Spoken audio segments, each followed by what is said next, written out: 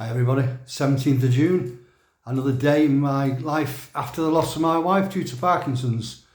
Just a reminder that to people that are watching on TikTok, that there's somebody still out there sending messages out pretending to be me.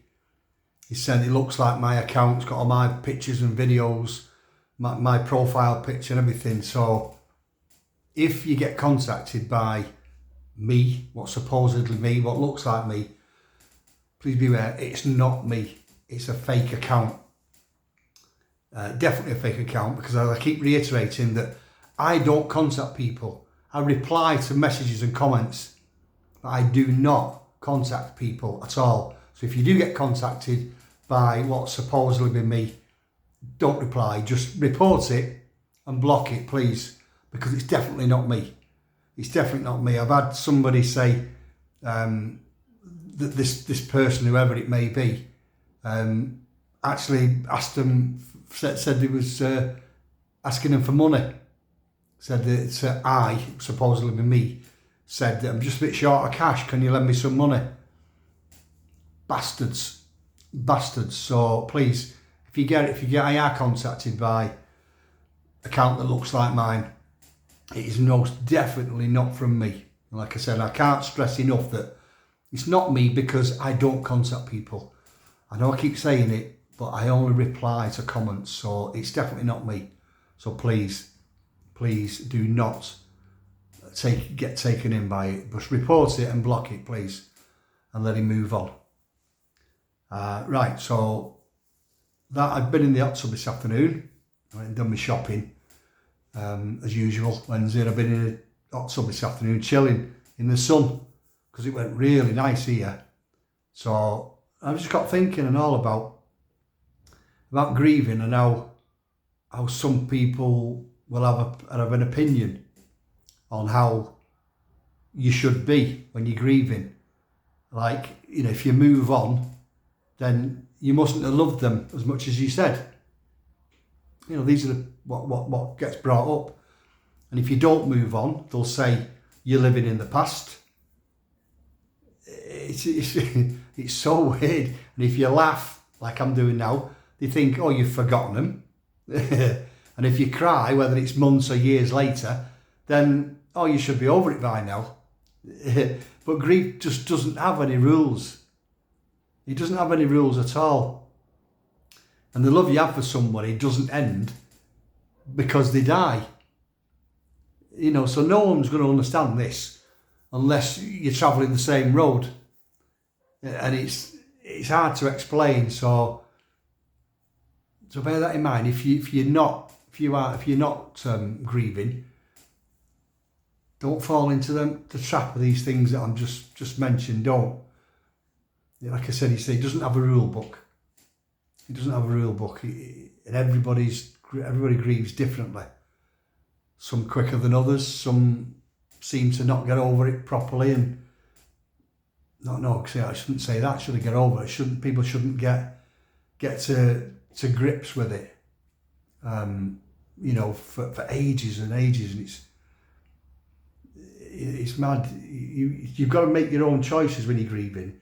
You've got to make your own choices going forward into your new life. And really, you don't owe anybody an explanation on how you're coping. Whether you seem to be getting on with it or you're struggling, you still don't owe anybody an explanation. It's your journey. The only opinion that matters is your opinion, your own, because that's the one that'll help you heal. Just your own opinion on you do what you've got to do to help you cope with it and learn to handle it and learn to live with it. I mean, I'm a strong person, you know, but even I've had some really dark and down days, and I make no apologies for it. It is what it is. It is what it is. I know sometimes that can sound a bit offish, but it says it. You know, it says what's on the tin. It does what's on the tin. it is what it is. You're grieving and you have to do it your own way. You know, and if you go on down days, then, you know, so be it. And like I say, you don't owe anybody an explanation. You don't. I'm still searching for the new mic, but I'm getting lots of things sorted.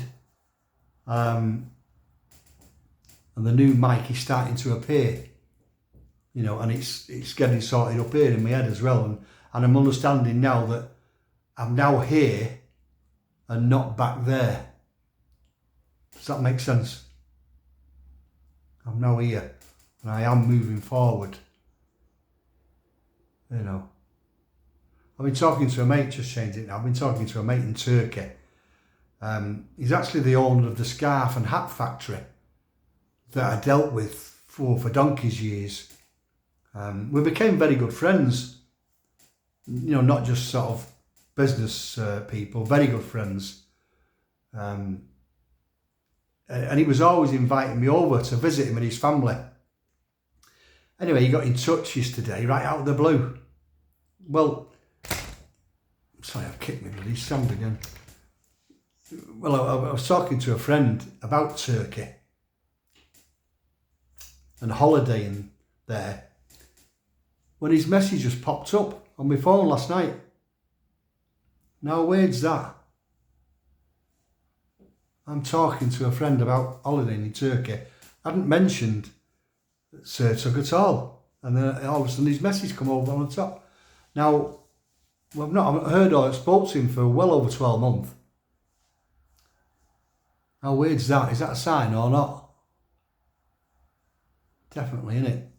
So anyway, I'm talking to him this morning and he's even invited me over to America. He's going on a business trip in September to meet the owners of the big American scarf company that he supplies.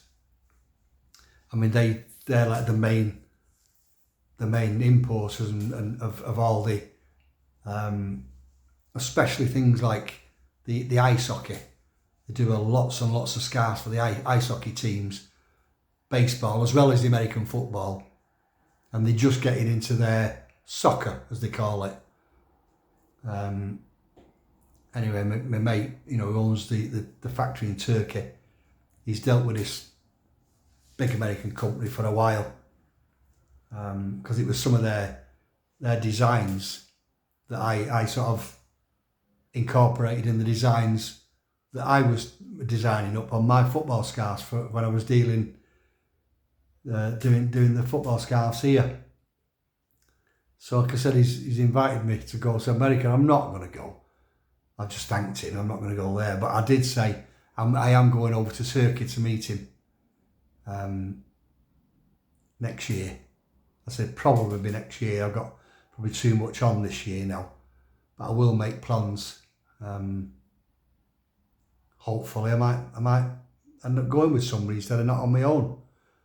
You know. But I think he might be trying to get me into the scarf business again. You know, anyway, he was talking this morning. Never say never. But I don't think so. But like I said, never say never. Watch this space, as they say. Yeah. Whether I want to, I'm not sure. Not sure. But I am going to go and visit him. Over in Turkey next year. And I've told him. Yeah. Got to a football game with him. Proper. He's a Galatasaray fan. Yeah. Right, I'm going to get off now. I'm just doing this now while it's half time on the Portugal game. So tonight's quote: once you replace your negative thoughts with positive ones, you will start having positive results. Good quote. So right, again, thank you for your comments and your support. I have upped my target on my my Parkinson's 10-mile trek because I went over to 2,000. I've upped it to 2,250 and I'm probably close to the 2,100 now already. So Again, thanks for any donations that you might have give. Thanks for any donations that you're thinking of giving and you will be giving. Please forward these videos on. Press your like buttons, follow me. And I will do another one tomorrow. So as per usual, you take care now. Bye.